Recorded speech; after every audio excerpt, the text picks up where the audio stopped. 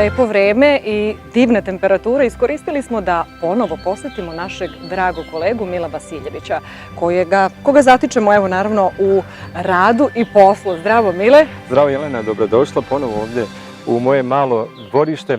Ono možda jeste malo, ovako kad ga pogledamo, ali za sve one ljude koji dođu u njega ili prođu pored dvorišta izaziva veliki osmeh. Naravno. Pa je tako i tebe iznenadilo, je li tako? Upravo tako. Upravo sam tako reagovala kada sam videla ove divne lale.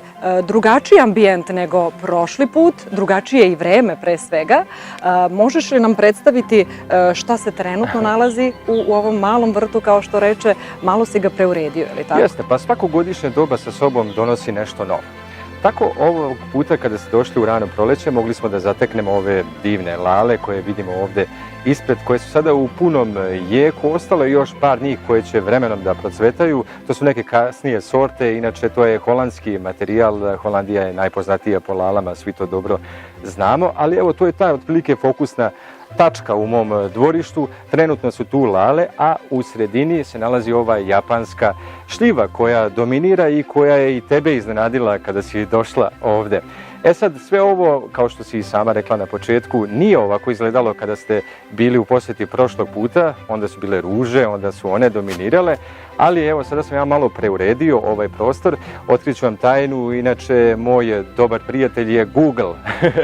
Ja tamo tražim sav potreban materijal, informacije i inspiraciju za sve, pa sam tako pronašao inspiraciju i za ove pločnike koje možemo da pogledamo i da vidimo, da bi napravio ovaj kružni detalj u mom dvorištu. Inače, kružni detalji, odnosno cvetni kreveti u kružnom obliku su preporučljivi za manje prostore, jer se tako povećava sam prostor vizualno kada pogledamo. To sve izgleda ovako veće u malom prostoru. Inače, moram napomenuti, a to mnogi pejzažni dizajneri preporučuju, da je veoma važno u malim prostorima osmisliti, dakle, kako i gde šta posaditi. Pa sam ja tako ovaj deo zamislio da bude posebna celina, opuštena celina, kružna varijanta sa nekim biljkama koje su tu kostur, tako se to stručno kaže, a to su ove zimzelene biljke. One su takve kakve jesu tokom čitave godine i one otprilike čine taj detalj u mom dvorištu koji je svakodnevno prisutan i koji je takav kakav jeste tokom čitave godine. On se ne menja. Međutim, da bi malo tu dodao dinamike, ja sam posadio i neke listopadne forme drveća, kao što je, na primjer, onaj tamo japanski javor koji je crven i koji dominira. Da. Prošli put kad ste bili letos, prošlo leto, on je bio zelen, sada je crven. Inače, još se nije skroz otvorio. Kada se skroz otvore ovi listići, tek onda je on u punom jeku i tada najlepše izgleda. Ovo što vidimo pored njega je ukrasna vrba, ona trenutno prolistava i bit će još lepša za nekoliko dana. Pored nje je lovor višnja, također jedna lepa biljka. Inače, u pejzažnom dizajnu jako je bitno obratiti pažnju i na teksturu biljaka. A šta je tekstura biljaka? To je oblik biljaka, dakle oblik listova i veličina listova. Tako da moramo obraćati pažnju na kontrast kada sadimo biljke, da bi to naravno izgledalo zanimljivije. Ako smo, na primjer, ovdje posadili ovu ukrasnu travu Flestuca gauka sivo-zelene boje, pored nje bi bilo dobro da posadimo nešto totalno suprotno. Kontrast. Dakle, kontrast i u listu, jedna i druga, ali i u boji. Jedna drugu ističu. Pa su onda tu ove, dakle, čuvarkuće. Pored nje su ruže u jednom redu. Tu imamo dalje fotiniju patuljastu, onda imamo bor ovdje pored tebe na koga si ti obratila pažnju kada si ulazila prošli put u dvorište, ili tako, to je jedna divna biljka zimzelena, jeste. Ona može da bude u toj veličini, a može i da odraste veća, ali ne mnogo veća, dakle sve to može da se koriguje. Kako se održava, je li tako? Vrt je pun detalja, Mile, ne samo biljaka, je li tako? Pa sve to jedno drugo nadopunjuje, jeste. Tu ćemo pomenuti ovo jezerce koje imamo. Svi znamo da je jedan od najvažnijih elemenata na našoj planeti voda. Pa s tim u vezi sam ja želeo da imam u svom dvorištu i takav detalj. Dakle, to je jedno malo jezerce koje ima više namjena. Jedna od njih je i da Marija, znate ko je Marija? To je ona životinja domaća koja nam je prošli put ukrala krofnu. I bila je zvezda prošlog video snimka. Ona tu pije vodu, dakle, pored nje tu dolaze i razne tičice, dolaze da se napiju vode kada ožedne, ali je ujedno tako jedan lep detalj, tu se oslikava, dakle, oslikava se i sunce, svetlost, nebo, se vidi sve to, dakle povezano nebo i voda i zemlja, svi su tu detalji. Onda imam tu dosta i kamena, evo možemo vidjeti taj ukrasni kamen koji je tu. Svi znamo da kamen simbolizuje večnost, dugovečnost, je li tako, sve to. Imamo onaj tamo jedan veliki kamen koji može da posluži i za odmaranje. Dakle, kada ja tu čupkam korov ili sadim nešto novo i umorim se, ja onda lijepo tu sednem i odmorim se, uzmem kaficu ili neko pićence. Odlično. Mile, napomenuo si naravno da ceo vrt si, da kažemo, negde planirao zajedno sa okruženjem, je li tako? To je jako bitno i gde se, da kažemo, sam vrt nalazi. Tako da i preko puta tvog dvorišta je isto lepota, kao i u samom dvorištu. Kako ne? Imao sam dosta sreće da živim ovdje u ovom delu Runjana koji nije puno bučan, nije previše, dakle Valjevski put nije previše udaljen od ovog dela, ali sasvim dovoljno da me izoluje od te buke. Međutim, u samoj sadnji i dakle u kreiranju i dizajnu nekog pejzaža jako je važno obratiti pažnju na strukturu. To je dakle raspored sadnje. Pa to upravo ono što si ti pomenula, dakle imamo ovaj drvored trešanja i oraha koji su se nadovezali i nadopunili ovaj moj ovdje mali ambijent. Dakle, to je prosto tako, imao sam sreće da se to desi. Moje je samo da to ne uništavam, dakle da ne pravim neke prevelike barijere, da ne pravim neku masivnu ogradu koja će sve to da zatvori i da dakle smanji prostor koji je i onako skromnih veličina.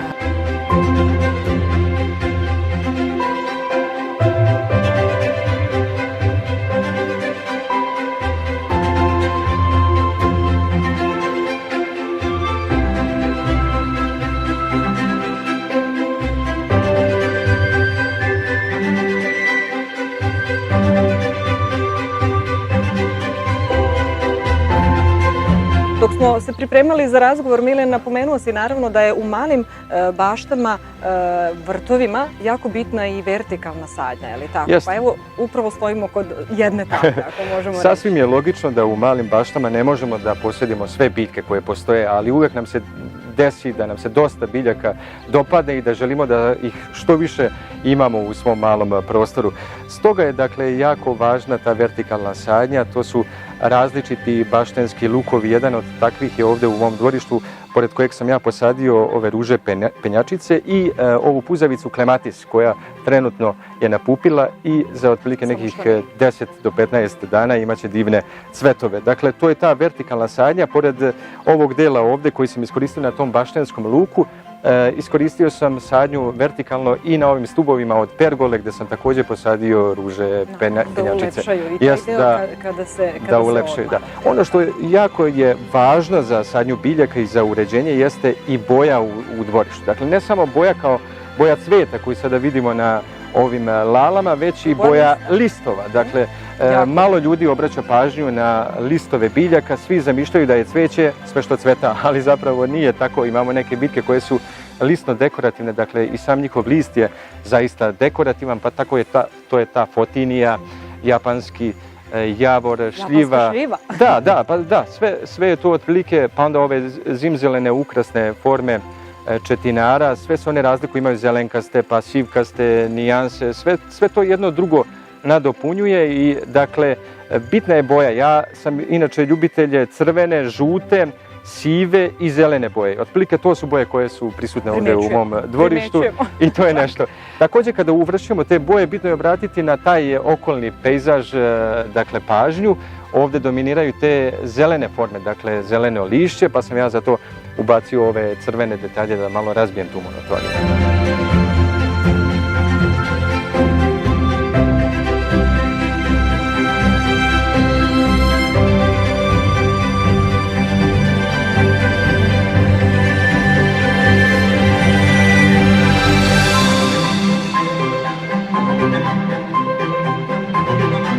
Mile, ja sam došla ovdje da uživam i razgovaram sa tobom, ali ti si me izgleda zadao jedan zadatak. Veliki si ljubitelj cveća i naravno kupuješ u određenim rasadnicima, ali si isto tako vladao i sa, da kažemo, razmnožavanjem biljaka. Za sve one koji su možda zainteresovani za takav vid uživanja u svojoj bašti, sada ćemo pokazati neke najjednostavnije načine, znači da ne komplikujemo puno i ljudima objasnimo na koji način mogu svoje željene biljke da rasade, ožile ili kako se već to stručno kaže. Ja kao vaši gledalci nisam imao sreće da se upoznam kako i na koji način da razmnožim biljke i da ih ne kupim. Pa sam upoznao divnu porodicu Radumilo koja mi je izašla u susret i dala mi je te prve biljke koje sam ja posadio ovdje u mojoj bašti, koje su sada u nekim veličinama, dakle dosta su poodrasle.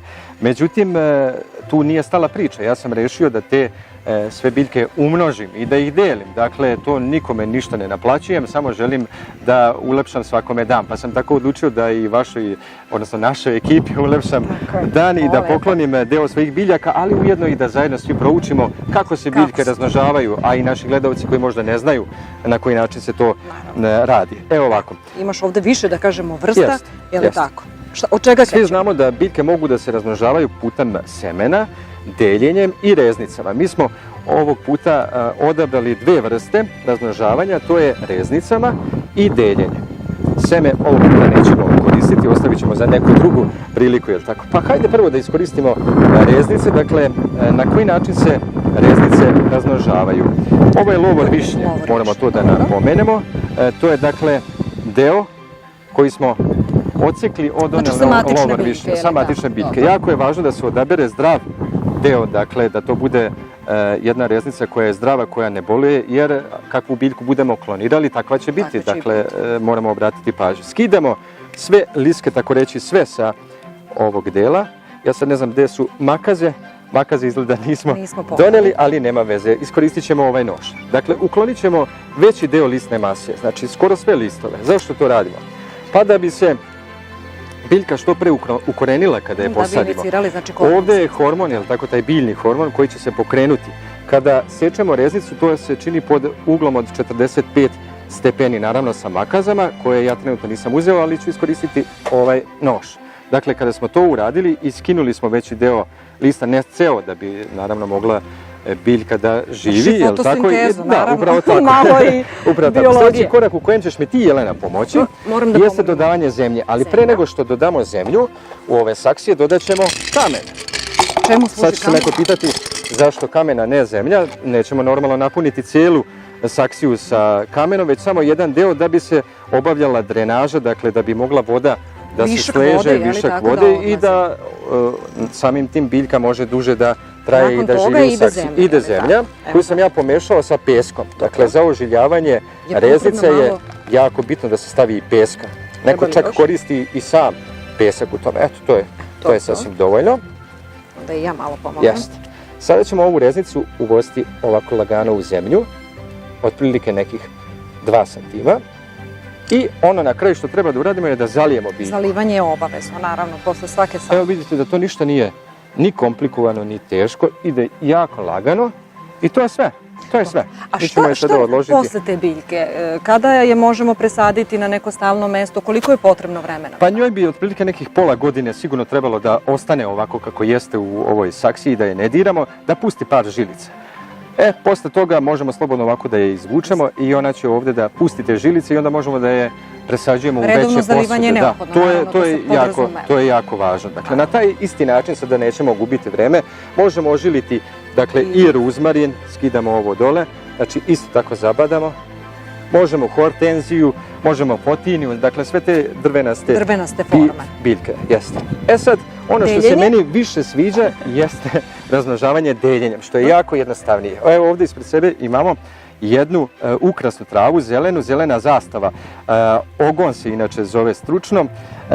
Jako je napomenuti bitno da je ona zimzelena i da će takva biti tokom čitave godine. Pa sam ja koristio u bordurama, tamo pored lala, možemo da vidimo, ivice sam napravio. Oivičio si taj krug. Neko koristi kamen, neko koristi neke plastične barijere, dakle ja sam hteo sa biljkama, da bi to jednostavno bilo tako prirodnije.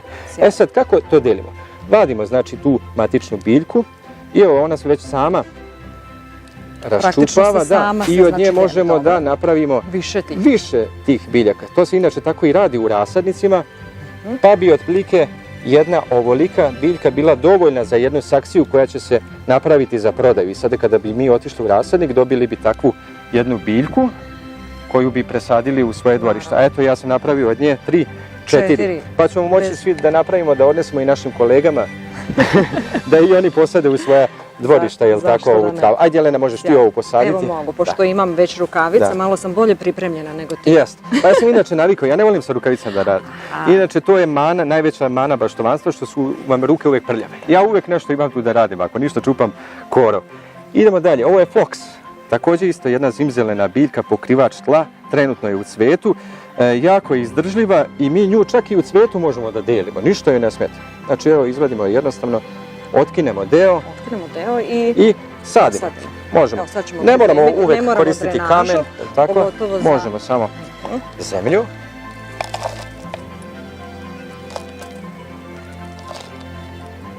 Tako. Zemlje. Jako je bitno da ne zaboravimo vodu, jer voda je najvažnija pored zemlje. I eto, tako izgleda ta ražiljena biljka. Isto to činimo i sa ovom jagočevinom, koja je isto jako zahvalna. Evo, ja isto imam dosta u vrtu, tu pored ovog baštenskog luka sam posadio. One isto cvetaju u ovom periodu, nakon rane. U ovom periodu cvetaju i lako se razmnožavaju. Dakle, isto deljenje. S tim što one ne vole dosta vlage, to je bitno napomenuti. Dakle, sad ćemo ih zaliti i u narednih mjeseci i po dana ne moramo ih zalivati. Da, jako zahvalna biljka. S tim što ne cveta tokom čitave godine, nego samo u proleće. U ovom periodu. Vesnici proleća, je horčevina. Pa u skladu sa godišnjim dobom smo to i rešili. I ovdje imamo neke puzavice ili šta su? Mahovinu. Dakle, kao pokrivač tla, ona je jako interesantna. Inače, to neko zove i kućna srećica. To može i u kućnim uslovima da se sadi. Ima i cvetiće bele, cvetaju, da. To se isto jako lako razmnožava. Evo, već ćemo ovdje da razmnožimo. Čuvarku će se isto na zaista jednostavan način razmnožavati, znači isto deljenjem.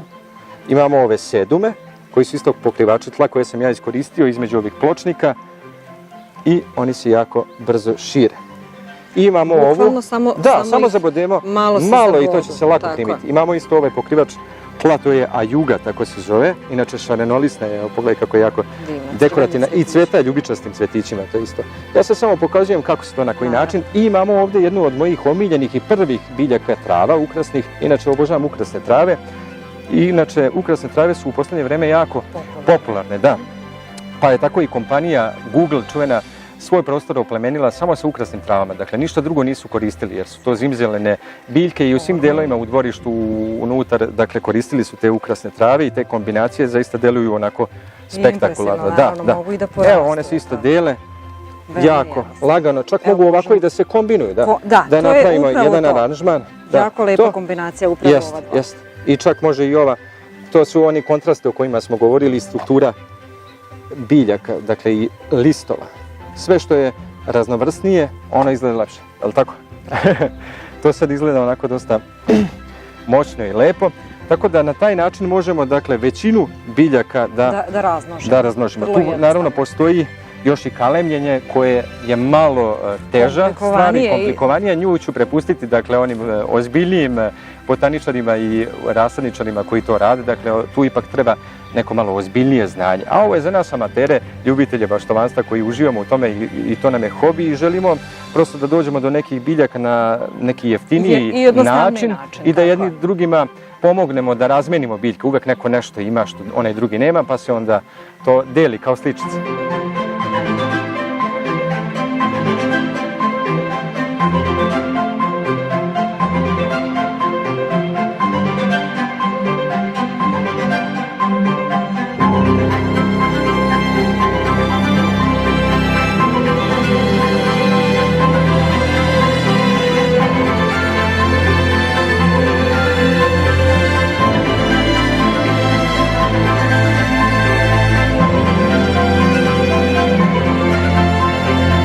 Završili smo ovo naše kratko, da kažemo, i slatko putovanje u jedno lepo dvorište I sada da se zahvalimo naravno mami tvojoj pre svega kao i prošli put, divno nas je ugostila i ti i ona naravno i da uživamo u ovom ambijentu. Ja se uvek umorim ovde u bašti kada nešto radim i ogladnim, ali na svu sreću moja majka Milanka divno kuva i ona je pripremila i ovog puta neke svoje specijalitete, to su kiflice, to su krofne po kojima je ona poznata, to smo imali prošli put priliku da probamo, pa tako da nećemo sada gubiti vreme, predlažem da uđemo ovde ispod ove pergole i da se poslužimo. Da, hvala njoj, a mi ćemo sada da probamo i naravno reći ćemo u sljedećem našem prilogu kakva je hrana bila. Tako, meni ostaje samo da se zahvalim naravno porodici Vasiljević na divnom dočeku. Uživali smo svakako kao i svaki put. Mile, družimo se sigurno još koji put kada možda još nešto procveta, kada neku novu biljku, da kažemo, uneseš u svoj dom. Siguran sam da će biti tako. Hvala vam.